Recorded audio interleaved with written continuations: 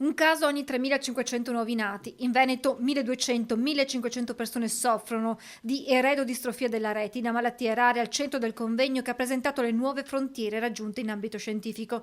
In Italia sono solo 6 centri in grado di affrontare la terapia genica nel trattamento di queste patologie, tra loro l'ospedale di Campo San Piero, riferimento per tutto il nord-est.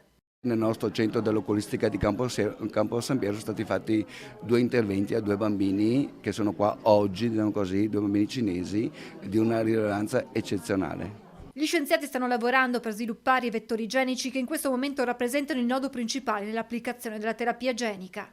La strada per poter creare dei vettori virali in grado di correggere tanti geni diversi potrebbe essere piuttosto lunga. In questo momento sono in studio comunque 3 importanti trials clinici fondamentalmente che dovrebbero portare nel giro di 5-6 anni alla possibilità di applicare a diverse migliaia di pazienti questa terapia. Accanto all'ospedale di Campo San Piero e a Retina Veneto, la Fondazione Holman è impegnata nella consulenza e nel sostegno ai bambini con disabilità visiva e alle loro famiglie. 400 i piccoli seguiti nei 2 centri di Padova e sul Lago Maggiore. Ad un sostegno che possa essere veramente un sostegno allo sviluppo del bambino con disabilità visiva e al sostegno della comunicazione, ad esempio, della diagnosi alle famiglie.